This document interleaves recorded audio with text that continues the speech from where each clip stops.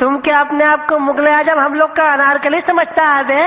कितना नचा रहा है। तो हम यहाँ बात करने वाले हैं मुगले आजम के अनारकली यानी रियल लाइफ की अनारकली लेजेंडरी एक्ट्रेस मधु बालाजी के बारे में। मधु बालाजी का जन्म 1933 के 14 फेब को हुआ था।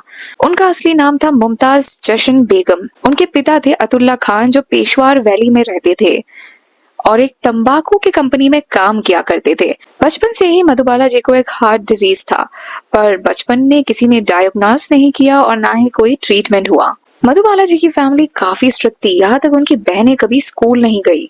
फिर भी मधुबाला जी को पश्तूनी, हिंदी और उर्दू लिखना, बोलना और पढ़ना आता था। बचपन से ही उन्हें एक्टिंग और नाचने का शौक था, पर उनके फादर साहब बहुत स्ट्रिक्ट थे और स्टार्टिंग में उन्होंने ये सब कुछ अलाउ नहीं किया। पर जैसे ही उनकी नौकरी चली गई, धीरे धीरे उन्हें ये डिसीजन भी बदलना पड़ा। मधुबाला जी का पहला काम था 7 साल की उम्र में ऑल इंडिया रेडियो में एक कॉम्पोजिशन गाने का। वहीं पर कुछ साल काम करने के बाद राय बहादुर चुनीलाल ने उन्हें ये सजेस्ट किया कि वो मुंबई जाए।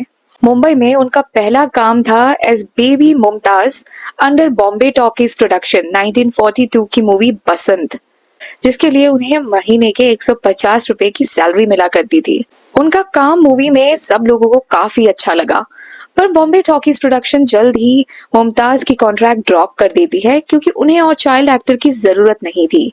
खान फैमिली को दोबारा दिल्ली लौटना पड़ता है। कुछ छोटे मोटे काम करने लग जाते हैं उनके फादर। लेकिन 1944 में बॉम्बे टॉकीज के हेड देविका रानी ने मधुबाला को ज्वार भाटा नाम की मूवी के रोल के लिए बॉम्बे बुलाया। दो मधुबाला जी को वो रोल नहीं मिला, पर खान फैमिली वही सेटल हो गई। जल्द ही मधुबाला ने 3 साल का कॉन्ट्रैक्ट साइन किया चंदूलाल शाह के स्टूडियो के साथ, रंजीत मूवी टोन के साथ। मंथली पेमेंट था 300 रुपए, जिसकी वजह से अब खान फैमिली मलाड के एक घर पे रेंट पे रहने लगी। रंजीत मूवी टोन के 5 फिल्मों में मधुबाला जी ने छोटे छोटे किरदार निभाए। फिल्में थी पुजारी, राजपुताना, फुलवारी, मुमताज महल एक्सेट्रा। 1946 आते आते तो मधुबाला जी ने इंडस्ट्री में अपनी पैर जमा लिए थे। उनकी पहली film as a lead role थी सौरभ मोदी की दौलत, पर वो रिलीज नहीं हो पाई। इसलिए नील कमल बनी मधुबाला जी की debut film as a lead actress, वो भी ऑपोजिट राज कपूर। रिलीज हुई थी 1947 में। राज कपूर के साथ मधुबाला ने उसी साल कुछ और फिल्मों में काम किया, चित्तौड़ विजय, दिल की रानी, अमर प्रेम, पर इनमें से कोई भी फिल्म चली नहीं। तो अपने फैमिली के फाइनेंशियल स्टेबिलिटी को बनाए रखने के लिए उन्होंने और 24 फिल्मों को साइन भी कर लिया और खुद का नाम भी देविका रानी के सजेशन से मुमताज से चेंज कर मधुबाला बना लिया। उनके करियर की पहली माइलस्टोन मूवी रही लाल दुपट्टा।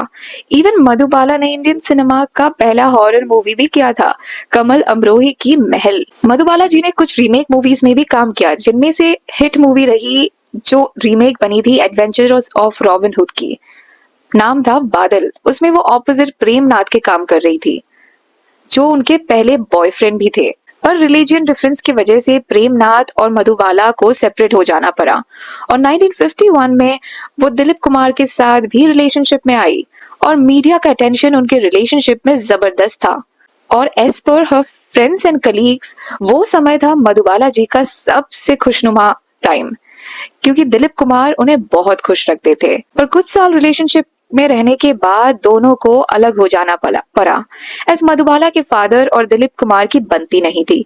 उनके फादर चाहते थे कि वो भी मधुबाला की तरह कोई स्टूडियो में कॉन्ट्रैक्ट साइन कर ले और सैलरी लेते रहे, पर दिलीप कुमार को यह मंजूर नहीं था और उन्होंने मधुबाला के सामने ये शर्त रखी कि अगर मुझसे शादी करनी है तो अपने परिवार से अलग हो जाना पड़ेगा, उनसे सारे रिश्ते तोड़ देने होंगे। खैर, ये सब हो जाने के बाद 1957 में तो बी.आर. चोपड़ा ने मधुबाला के अगेंस्ट केस तक कर दिया, अनप्रोफेशनल होने का, नॉन कोऑपरेटिव होने का, जिसकी वजह से उन्होंने अपनी मूवी नया दौर से मधुबाला को रिप्लेस तक कर दिया और उन पर 30,000 का फाइन तक लगा दिया।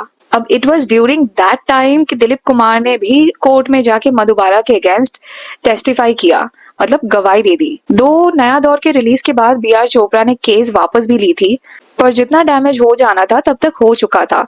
मीन टाइम उसी दौरान बैक टू बैक 3 को स्टार्स ने मधुबाला जी को प्रपोज कर दिया था। पहले थे प्रदीप कुमार, फिर थे किशोर कुमार और फिर थे भारत भूषण। चलती का नाम गाड़ी जो 1958 में आई थी, वहां पर किशोर कुमार के ऑपोजिट मधुबाला थे। बचपन से ही उन लोगों की मुलाकातें हो रही थी और उस मूवी के सेट में वो और करीब आ गए। 1960 में शादी कर ली दोनों ने। किशोर कुमार ने मधुबाला से शादी करने के लिए हिंदू से मुस्लिम कन्वर्ट हो गए।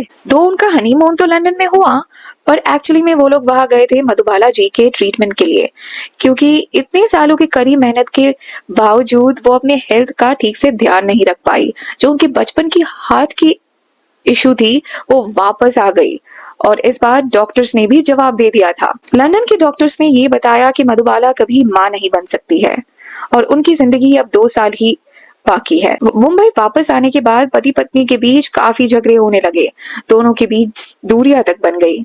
यहाँ तक किशोर कुमार ज्यादातर मधुबाला से दूर रहने लगे।